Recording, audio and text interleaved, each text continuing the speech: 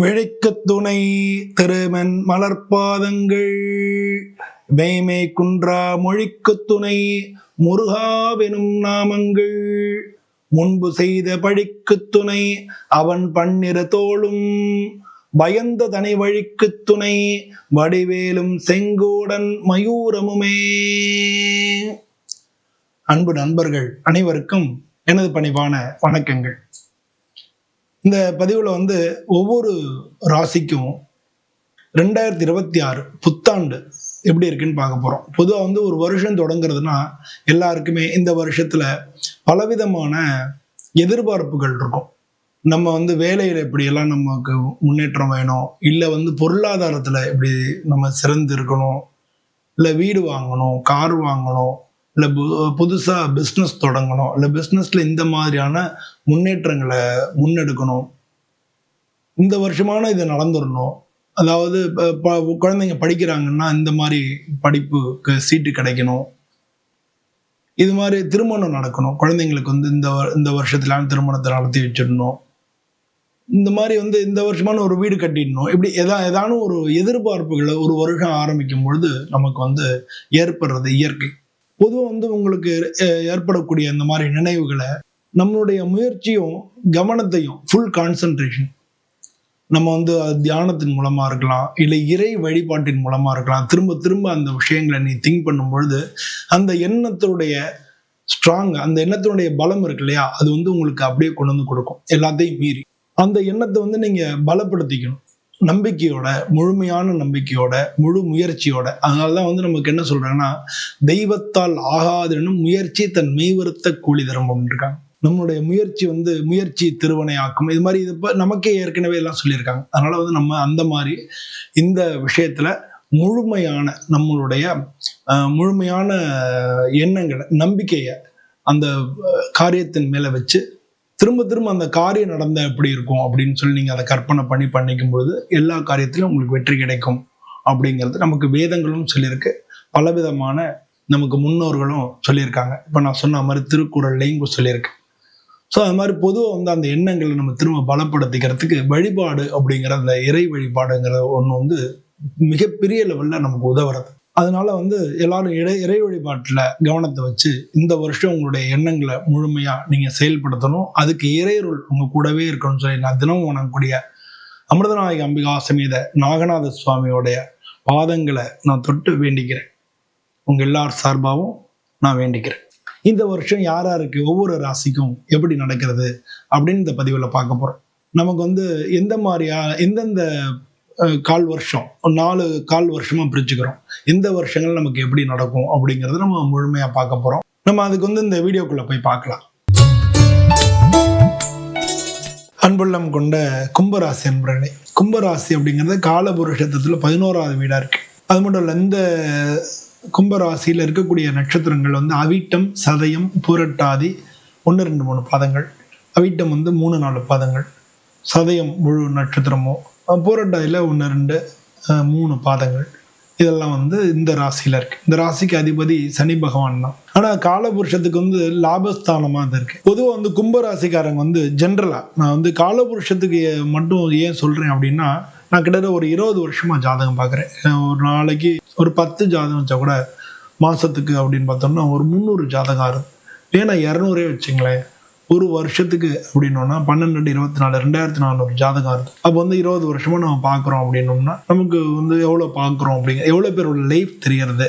20 வருஷத்துல நம்ம குழந்தையா பார்த்தவங்க, நான் ஜாதகம் நினைச்சவங்க இன்னைக்கு படிக்கிறது, கல்யாணம் ஆகிறது, அது மாதிரி நம்ம சின்ன குழந்தையா பார்த்தவங்கன்னா இன்னைக்கு நல்ல பொசிஷன்ல இருக்கு. அவங்களுக்கு குழந்தை பிறந்த அவங்களுக்கு நம்ம பார்க்கறது, அது மாதிரி பல சூழ்நிலைகளை நம்ம பார்க்குறோம் இல்லையா லைஃப்ல. அதுவும் நம்ம நான் ஒரு மன்னாருடைய பக்கத்துல இருக்கக்கூடிய ஒரு கிராமத்துல இருக்கிறதுனால நம்ம சுத்தி இருக்கக்கூடிய மக்களுடைய வாழ்க்கைகளை நம்ம அனுசரிச்சு பார்க்குறோம். இவங்க இந்த நட்சத்திரம், அவங்க அப்பா இந்த நட்சத்திரம், குழந்தை இந்த நட்சத்திரம், நமக்கு தெரியும் இல்லையா. அப்ப அந்த குடும்பத்தை பத்தி நம்ம ஃபுல்லா பார்க்குறோம். ஸோ அப்படி பார்க்கும்போது எதுக்கு இது சொல்ல வரேன் அப்படின்னா, கும்பராசியை சேர்ந்தவங்க பெருசா கஷ்டப்படுறதா எனக்கு தெரியல. இருக்கும், கஷ்டங்கள் இருக்கும். கும்பராசியில பிறந்தவங்களுக்கு சின்ன வயசுலலாம் பிரச்சனைகள் இருக்கும். அவங்க கொஞ்சம் வளர வளர அவங்களுடைய பொருளாதார ரீதியாகவும் சரி, மற்ற எல்லா விஷயத்தையும் நல்ல வளர்ச்சிகள் தான் இருக்கும். ரொம்ப கஷ்டப்பட்டதோ இல்லை சாப்பாடு கஷ்டப்படுறவங்களோ ரொம்ப நான் அது மாதிரி பண்றவங்கள பார்த்ததில்லை. ஏன்னா காலபுருஷத்துல ராபஸ்தானம் அப்படிங்கிறத மட்டும் நம்ம வந்து அதை மட்டுமே வச்சு சொல்றேன். அதனாலேயே வந்து இவங்களுக்கு அது மாதிரி நடக்குதோ அப்படின்னு கூட எனக்கு ஒரு எண்ணம் உண்டு. அதனால வந்து அதை வச்சு சொல்றேன். பொதுவாக வந்து இந்த வருஷத்துல பார்த்தோம்னா இந்த ராசியில தான் ராகு இருக்கார். உங்களுக்கு வந்து 2வது வீட்டுல சனி பகவான் இருக்கார். பியூட்டி அப்படின்னா உங்களுக்கு இந்த வருஷத்துல நம்ம எப்படி பார்க்க போறோம்னா ஜனவரி டு ஏப்ரல் இந்த ஆகஸ்ட்ல இருந்து டிசம்பர் அப்படி நம்ம பார்க்க போறோம். இப்போ ஜனவரிலேருந்து ஏப்ரல் வரைக்கும் பார்த்தோம்னா குரு பார்வை இருக்கு. உங்களுக்கு உங்க ராசிக்கு முழுமையா குரு பார்வை இருக்கு. உங்களுக்கு மன ரீதியாக கொஞ்சம் சோம்பேறித்தனங்கள் தோன்றலாம். வயிறு சாப்பாடு ஜெரிமான பிரச்சனைகள் வரலாம். சளி தொந்தரவுகள் வரலாம். இதெல்லாம் வந்து வரக்கூடிய வாய்ப்புகள் இருக்கு. இதெல்லாம் சர்வ சாதாரணமான விஷயங்கள். இதெல்லாம் வந்து பெருசுப்படுத்தாம நீங்க ஒர்க்கில் வந்து கான்சென்ட்ரேட் பண்றது நல்லது. ஆனா குரு பார்வை இருக்கிறனால இது அத்தனையிலிருந்து உங்களுக்கு ரிலீஃப் கிடைக்கும். வாக்குஸ்தானத்துல ஜாக்கிரதையா பார்த்து பேசணும். வாக்குஸ்தானத்துல, குடும்பஸ்தானத்துல, பணபரத்துல இதெல்லாம் வந்து சனி பகவான் இருக்கிறதுனால பொருளாதார வர வேண்டிய காசு வராது, இல்லை கையில காசு தங்காது, ஏதாவது வகையில் செலவாகி போயிடும். அது மாதிரி வீட்டில் வந்து ஏதாவது நம்ம பேசி ஏதாவது திட்டு வாங்கிக்குவோம். ஏதாவது அது மாதிரி வார்த்தைகள்லாம் நம்ம வீட்டில் பிரச்சனைகள் வர்றதுக்கான சான்சஸ் அதிகமாக இருக்கு. குடும்பத்தை விட்டு நீங்கள் வெளியில் இருக்கிறதுக்கான வாய்ப்புகள் மிக அதிகமாக இருக்குது. இந்த ராசியை சேர்ந்தவங்க ஜென்ரலாகவே சனி பகவான் இருக்கிறதுனால இந்த 2-2.5 வருஷம் வந்து நீங்கள் குடும்பத்தை விட்டு வெளியில் இருக்கிறதுக்கான வாய்ப்புகள் தான் மிக அதிகமாக இருக்குது. இப்போ குரு பார்வை இருக்கிறதுனால அப்படி இருந்தால் கூட உங்களுக்கு அது பெரிய தெரியல. நீங்கள் வேலையில் கான்சென்ட்ரேட் பண்ணி அது உற்சாகமாக நீங்கள் ஈடுபடுறதுக்கான சான்சஸ் அதிகமாக இருக்குது. ஏன்னா 2க்கும் 11க்கும் அதிபதியாக இருக்கக்கூடிய குரு பகவான் உங்களுக்கு பார்க்குறார். ராசியை சேர்ந்தவங்க நல்லா இருப்பாங்க. இன்னொரு காரணம் பார்த்தோம்னா 2ஆம் இடத்துக்கும் 11ஆம் இடத்துக்கும் அதிபதி குரு பகவான்றதுனால கூட இவங்களோட லைஃப் அப்படி இருக்கலாம் அப்படின்னு இன்னொரு வகையில் நம்ம அப்படியும் கூட நம்ம திங்க் பண்ணிக்கலாம். முதல் 4 மாதம் எப்படி இருந்தால் குரு பார்வை இருந்தால் கூட அதுக்கு அடுத்த 4 மாதம் ஏப்ரல் டு ஆகஸ்ட் இதில் பார்த்தோம்னா ஜூன் மாதம் வாக்கில் வந்து குரு பகவான் உங்கள் ராசிக்கு 6வது வீட்டுக்கு வந்துடுறார். ஒரு 6வது வீட்டுக்கு வந்தால் கூட முக்கியமானது என்னன்னா உங்களுக்கு 2வது வீட்டு பணபரம் சொல்லக்கூடிய குடும்பஸ்தானம் கூடிய 2வது வீட்டுக்கு அவர் பார்வை போயிடுது. அதே மாதிரி அவருடைய பார்வை பார்த்தோம்னா உங்களுடைய ராசிக்கு தொழில் ஸ்தானம் சொல்லக்கூடிய 10வது வீட்டுக்கும் போயிடுறது. அதே மாதிரி உங்களுக்கு 12வது வீட்டையும் பார்க்குறாரு. 10, 12, 2 இந்த 3 இடங்களையும் பார்க்குறாரு. ஸோ இது வந்து இந்த காலகட்டங்களில் உங்களுக்கு வேலை சம்பந்தமான விஷயங்களில் முன்னேற்றங்கள் ஏற்படும். நீங்கள் வேலையில் ப்ரமோஷனோ இல்லை ஒரு பிஸ்னஸ் பண்ணுறீங்க, புது பிஸ்னஸ் ஆரம்பிக்கிறதுக்கோ இல்லை பிஸ்னஸ் பண்ணுறவங்களுடைய வளர்ச்சிகள், புது அக்ரிமெண்ட்ஸ்லாம் நீங்கள் சைன் பண்ணி பொருளாதார ரீதியாக அதில் நல்ல லாபங்கள் கிடைக்கிறதுக்கு உண்டான வாய்ப்புகளோ, இது மாதிரி வெளிநாடு வேலை தேடிட்டு இருக்கீங்க, வெளிநாடு வாய்ப்புகள் கிடைக்கிறதுலாம் வாய்ப்பு ரொம்ப சூப்பராக இருக்குது.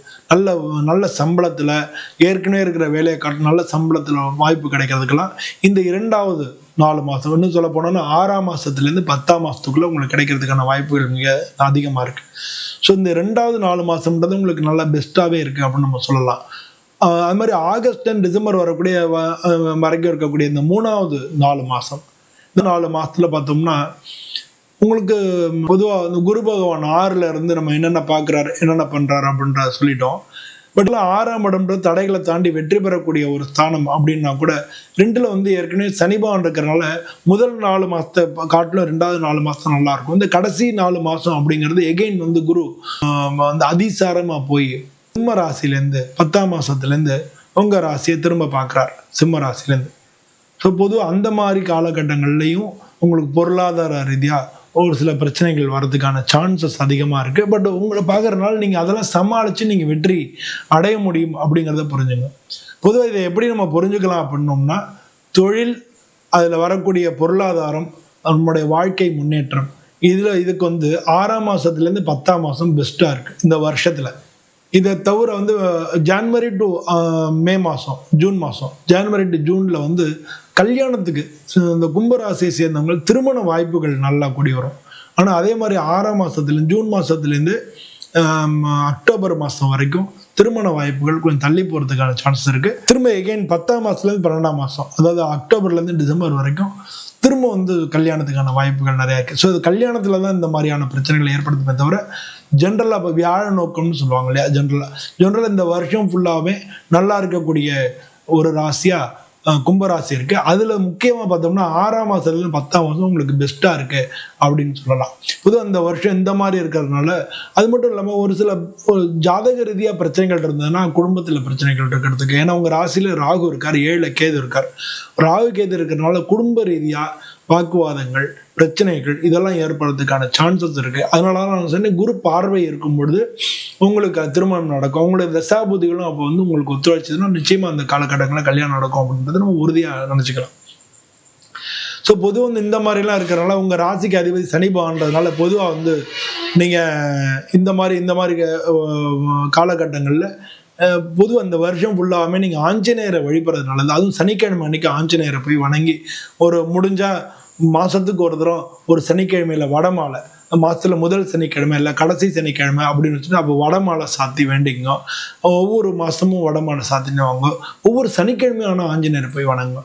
இது மாதிரி நீங்க பண்ணிட்டு வந்தீங்கனாலே உங்களுக்கு எல்லா காரியங்களையும் சக்சஸ் வெற்றி நிச்சயமா கிடைக்கும்.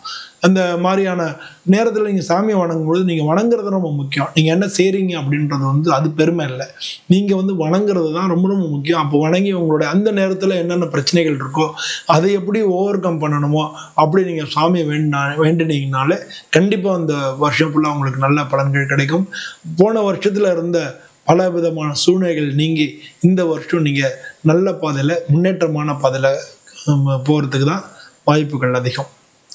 கும்பராசி அன்பர்கள் அனைவருக்கும் இந்த 2026 மிக நல்ல வருஷமா இருக்குன்னு நானும் பிரார்த்தனை பண்ணிட்டு உங்களிடம் விடைபெறுகிறேன். நன்றி, வணக்கம்.